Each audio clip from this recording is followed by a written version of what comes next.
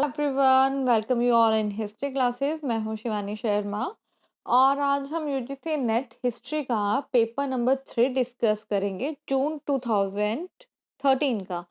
First 37 question जो है हम पहले पार्ट में डिस्कस कर चुके हैं और ये आज जो है सेकंड पार्ट है और यहाँ पर हम 38 से लेकर 75 तक के जो क्वेश्चन हैं आपके उनको डिस्कस करेंगे विद आंसर। और प्लीज़ आप चैनल को सब्सक्राइब ज़रूर करें नेक्स्ट अपडेट्स के लिए।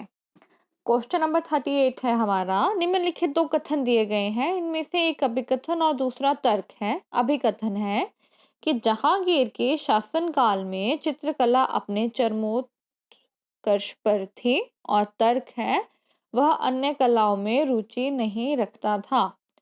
तो जहांगीर का जो पीरियड था, आर्ट जो थी वो अपने चरम पर थी, ठीक है, बिकॉज जहांगीर जो था वो खुद ज्यादा इंटरेस्ट रखता था आर्ट में, ठीक है। उसने आर्ट गैलरी भी बनाई है रिजा और आगरा में, अका रिजा आगरा पे। तो 38 का आंसर जो है हमारा सी है कि ए सही है, लेकिन आर कि वो अन्य कलाओं में रुचि नहीं रखता था, ये जो है आपका गलत है, ठीक है। 39 क्वेश्चन ये भी है आपका स्टेटमेंट वाला क्वेश्चन। अभिकथन है कि यूरोपीय व्यापारी कंपनियों के भारत आगमन से 17वीं शताब्दी में भारत के निर्यात व्यापार पर विपरीत प्रभाव पड़ा। और इसके पीछे का तर्क है कि 17वीं शताब्दी में इंग्लिश ईस्ट इंडिया कंपनी की व्यापारिक गतिविधियों के कारण बड़ी मात्रा में चांदी लाई गई। तो इसका 39 का आंसर जो है 39 का आंसर है सी कि ए सही है और आर गलत है। कि अभिकथन कि यूरोपीय व्यापारी कंपनियों के भारत आगमन से 17वीं शताब्दी में भारत के निर्यात व्यापार पर विपरीत प्रभाव पड़ा, ये सही है। और जो इसका कारण है कि इंग्लिश ईस्ट इंडिया कंपनी के व्यापारिक गतिविधियों के कारण बड़ी मात्रा में चांदी लाई गई, ये जो है गलत है। नेक्स्ट है हमारा 40 क्वेश्चन नंबर 40। ये है निम्नलिखित में से किस अधिकारी का मुगल साम्राज्य के नगरीय प्रशासन से संबंध नहीं था। नाजिम का जो संबंध होता है वो नगरीय प्रशासन से नहीं होता। 41 है, नीचे लिखिए आपने स्टेटमेंट देखनी है और उनमें से देखना है कौन सी स्टेटमेंट जो है सही नहीं है। 41 का आंसर क्या आएगा, कौन सी स्टेटमेंट आपकी सही नहीं है वो बतानी है आपने। पहली स्टेटमेंट है कि शाहजहां ने झरोका दर्शन एवं तुलादान की प्रथाएं समाप्त कर दी। सेकंड है कि शाहजहां ने शांतिदास, जो कि अहमदाबाद का प्रमुख जौहरी एवं साहूकार था, को जैन मुनियों के विश्राम स्थल का निर्माण करने हेतु भूमि अनुदान देने से इनकार कर दिया। नेक्स्ट, शाहजहां ने कश्मीर में हिंदुओं और मुसलमानों के मध्य वैवाहिक संबंधों पर रोक लगा दी।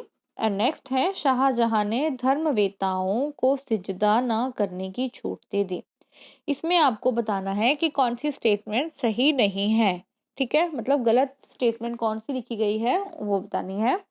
तो स्टेटमेंट नंबर 1 और 2 जो है आपकी कि शाहजहां ने झरोका दर्शन एवं तुलादान की प्रथाओं को समाप्त कर दिया। एंड सेकंड की शाहजहां ने शांतिदास, जो कि अहमदाबाद का प्रमुख जौहरी एवं साहूकार था, को जैन मुनियों के विश्राम स्थल का निर्माण करने हेतु भूमि का अनुदान देने से इनकार किया। ये दोनों स्टेटमेंट आपकी गलत है। तो 41 का आंसर है ए, ठीक है।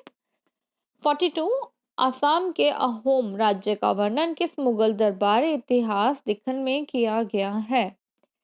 ये किया गया है उल्लेख आलमगीर नामा, आलमगीर नामा ऑफ मिर्जा मोहम्मद काजिम ने जो लिखी थी, उसमें अहोम राज्य जो असम का था उसके बारे में डिटेल्स दी गई हैं। 43, किस इतिहासकार ने जमींदारों, जागीरदारों एवं किसानों के बीच त्रिपक्षीय संबंधों को मुगल साम्राज्य के संकट एवं पतन का कारण माना है।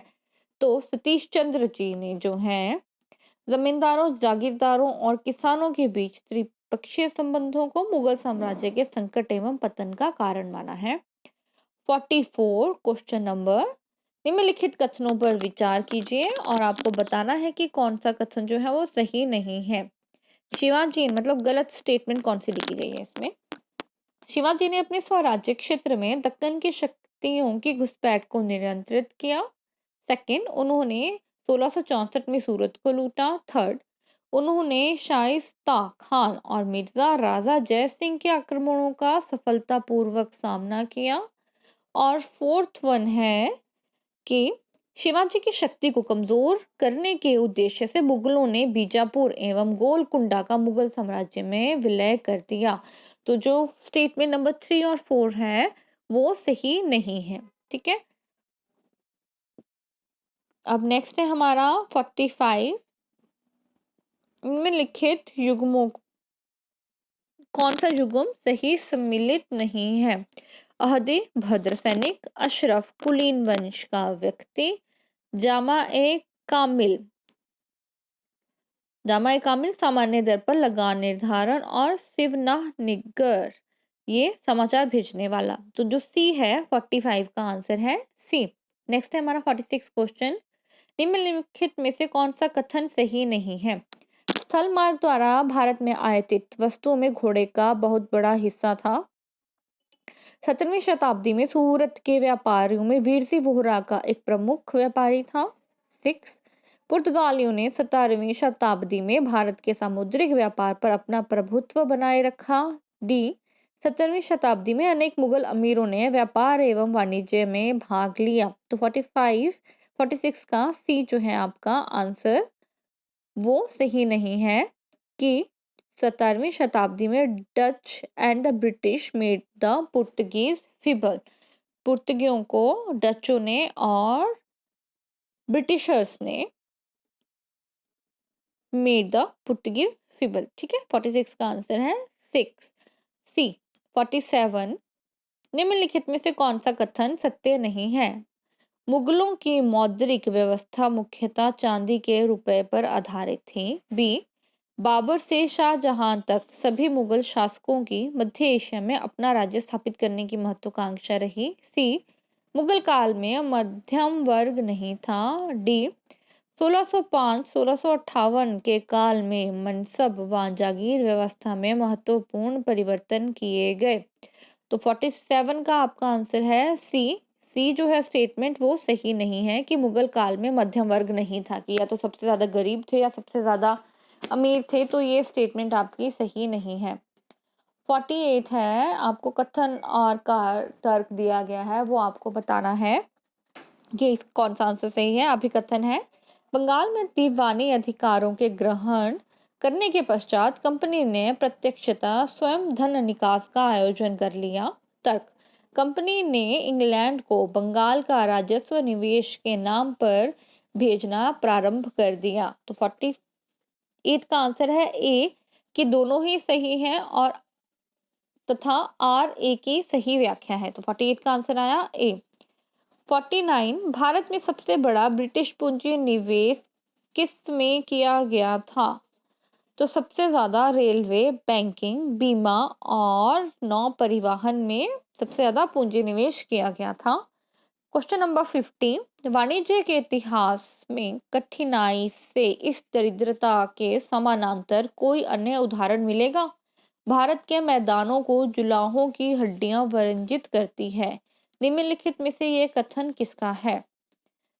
विलियम बेंटिंग का कथन है ये। इसका आंसर है ए 50 का। 51 क्वेश्चन नंबर, देशीय लोगों को शिक्षित करना हमारा नैतिक कर्तव्य है, ये कथन किसका है? ये कथन जो था 51 ये लॉर्ड मोयर का था। ठीक है, तो 51 का आंसर है लॉर्ड मेयो। 51 का डी। 52 1833 के पश्चात ब्रिटेन के लिए भारतीय धन निकासी का एकल सार्वत्रिक स्रोत था भारत में ब्रिटिश पूंजी का निवेश। तो 52 का आंसर है सी। क्वेश्चन नंबर 53 निम्नलिखित में से कौन सा कारण ब्रिटिश भारत में साहूकारों के उत्थान का कारण नहीं था? तो जो नव शिक्षा प्रणाली थी वो ब्रिटिश भारत में साहूकारों के उत्थान का कारण नहीं था। तो 53 का आंसर है सी। क्वेश्चन नंबर 54 निम्न में से वहाबी एवं कुक्का आंदोलनों में कौन सी समान विशेषताएं हैं? दोनों धार्मिक आंदोलन के रूप में प्रारंभ हुए परंतु दोनों ही धीरे धीरे राजनीतिक आंदोलन हो गए। बी दोनों ही राजनीतिक एवं आर्थिक आंदोलन थे। सी दोनों ने ही अहिंसा का पालन किया। डी, दोनों ही कुछ कमजोरियों तथा सांप्रदायिक भावनाओं, कट्टरता और संगठन में गुटबाजी से ग्रस्त नहीं थे। 54 का आंसर है आपका ए। 55, राजा राममोहन राय की जीवनी का लेखक कौन था? मैरी कारपेंटर जो थे उन्होंने राजा राममोहन राय की जीवनी लिखी थी। 55 का आंसर है आपका बी। क्वेश्चन नंबर 56, लेक्स लोकी अधिनियम ने ए है, ऐसे धर्म परिवर्तन करके ईसाई बनाने वालों को पैतृक संपत्ति में कोई अधिकार नहीं दिया। बी, धर्म परिवर्तन करने से बने ईसाइयों को पैतृक संपत्ति में अधिकार दिया। सी, बौद्ध धर्म से परिवर्तन करने वालों को पैतृक संपत्ति का अधिकार नहीं माना गया। डी, जैन से परिवर्तित होकर नवधर्मियों को पैतृक संपत्ति का अधिकार दिया गया। तो 56 का आंसर है बी कि धर्म परिवर्तन करने से बने ईसाइयों को पैतृक संपत्ति में अधिकार दिया गया। 57, किसने प्रयत्न स्वरूप विधवा पुनर्विवाह अधिनियम बनाया? तो ईश्वर चंद्र विद्यासागर ने विद्या पुनर्विवाह अधिनियम के लिए प्रयत्न किए थे और ये नियम बनाया। 58, किस वर्ष में विज्ञान की शिक्षा के लिए इंडियन एसोसिएशन की स्थापना हुई थी? तो इंडियन एसोसिएशन जुलाई 29, 1876 बाय महेंद्र लाल सरकार बनी थी। तो इसमें वर्ष आएगा 58 में 1876। क्वेश्चन नंबर 59, 1891 में बाल विवाह का निषेधक अधिनियम किनके प्रयासों से पारित हुआ? तो केशव चंद्र सेन और बहराम जी मालाबारी के प्रयत्नों से। तो 59 का आंसर है सी। 6, केरल के श्री नारायण धर्म परिपालन योगम का कार्य क्षेत्र क्या था? तो इनका कार्य क्षेत्र था जो श्री नारायण धर्म परिपालन था, दलित एवं किसानों का उत्थान। 61, question number 61, Indian national Congress का नामकरण किसने किया? तो इंडियन नेशनल कांग्रेस का नामकरण जो है वो दादा भाई नौरोजी ने किया था। 62, लिस्ट आपको दी गई है, आपको जो है आंसर बताना है कि इनमें से कौन सा आंसर आपका सही है। Abdul Kalam, Al Hilal, Firoz Shah Mehta, Bombay Chronicle, Mrs Annie Besant, new India और महात्मा गांधी यंग इंडिया। तो 62 का आपका आंसर है ए। फर्स्ट के ऑप्शन है 2, सेकंड के ऑप्शन है 1, थर्ड के ऑप्शन है 4 और लास्ट डी के ऑप्शन है 3। 63, आपको अभिकथन और तर्क दिया है, आपको इसके बेस पे अपना आंसर बताना है। तो 63 है, अवेस्ता पारसियों का पुनित धार्मिक ग्रंथ है। ठीक है, तर्क क्या है कि मैडम कामा ने पारसी समाज और पारसी महिलाओं के उत्थान के लिए महत्वपूर्ण योगदान दिया। जो अवेस्ता है वो ज़ोरास्ट्रियन का जो है पवित्र किताब है, जिंद अवेस्ता। ठीक है, तो जो आंसर है कि ए और आर दोनों सही है, लेकिन आर ए की सही व्याख्या नहीं है क्योंकि मैडम कांगमा ने contribute to uplift of the Parsi society and women specially she hosted the Indian flag at Stuttgart at Germany during Indian war of independence. So that's the reason the answer for 63 is B कि दोनों सही है, पर ये इसकी सही explanation नहीं है। क्वेश्चन नंबर 64, 1927 में मद्रास विधानसभा के लिए नामांकित किए जाने वाली प्रथम महिला थी Muthu Lakshmi Reddy. 64 answer is a. Question number 65, the Indian national Congress वास्तविक जनाधार वाली राजनीतिक पार्टी किस वार्षिक अधिवेशन के पश्चात बनी? तो नागपुर में कांग्रेस अधिवेशन के पश्चात द इंडियन नेशनल कांग्रेस वास्तविक जनाधार वाली राजनीतिक पार्टी बनी। 66, दो स्टेटमेंट दी गई है और आपको चूज करना इनमें से आंसर। अभिकथन है कि 1939 में कांग्रेस द्वारा प्रांतों के मंत्रिमंडल से इस्तीफा देने के पश्चात शीघ्र ही मुस्लिम लीग ने मुक्ति दिवस मनाया। तर्क, अंबेडकर ने इसका समर्थन किया। तो 66 का आंसर है बी कि दोनों ही सही है, लेकिन आर जो है वो एक ही सही एक्सप्लेनेशन नहीं है। नेक्स्ट देखते हैं हम अपना क्वेश्चन नंबर, ये 66 था, 67। नीचे दो कथन दिए जा रहे हैं जिनमें से प्रथम अभिकथन और दूसरा तर्क है। आपको आंसर बताना है। 67 क्वेश्चन नंबर, यूएसए में सिविल युद्ध के पश्चात काले लोगों को मताधिकार संबंधी कठिनाइयों को सामना करना पड़ा था। और तर्क है, यूएसए के दक्षिण राज्यों ने यह अज्ञापन कर दिया कि 1860 की मतदाता सूची में मतदाता होने के लिए पिता अथवा दादा का नाम होना चाहिए। तो 67 का आंसर है ए कि ए और आर दोनों ही सही है और आर ए की सही व्याख्या है। नेक्स्ट है हमारा क्वेश्चन नंबर 68 कि निम्नलिखित में से ये किसने कहा था कि आधुनिकतरवाद की परिभाषा मात्र एक पद की परिभाषा नहीं है, ये तो वर्तमान युग का चित्रण है जिसमें यह मूल्यांकन किया जाए कि इसके प्रति हमारी अनुक्रिया क्या है। तो 68 का आंसर है बी, अर्नर गरे। नेक्स्ट है क्वेश्चन नंबर 69, निम्नलिखित कथनों पर विचार कीजिए और बताइए कि अनुसंधान कार्य प्रणाली के प्रसंग में कौन सा कथन सही नहीं है। इतिहास लेखन में व्यक्तिगत दृष्टिकोण अपनाने से अतीत का सही चित्र प्रस्तुत करना संभव हो जाता है। बी, रिकॉर्ड की बाह्य एवं आंतरिक समीक्षा इतिहासकार को प्रामाणिकता को स्थापित करने में सहायता करती है। सी, अतीत की घटनाओं का आलोचनात्मक विश्लेषण करने के लिए इतिहासकार को उन घटनाओं के घटनाक्रम को जानने की आवश्यकता है। डी, अतीत के ऐतिहासिक रिकॉर्ड पूर्णतः प्रामाणिक एवं सही नहीं हो सकते जिनसे तथ्यों को जाना जा सके। तो 69 का क्वेश्चन नंबर जो क्वेश्चन का आंसर है वो है ए। नेक्स्ट है हमारा 70, निम्नलिखित कथनों पर विचार कीजिए। 17वीं शताब्दी के वैज्ञानिक क्रांति से पहले पश्चिम में ऐतिहासिक लेखन कुछ नियत कमजोरियों से ग्रस्त था। तो कौन सा कथन इसकी पुष्टि करता है? ए जो स्टेटमेंट है, अधिकतर लेखन समय के गुजरने के साथ आने वाली परिवर्तन के विचार से अनभिज्ञ थे।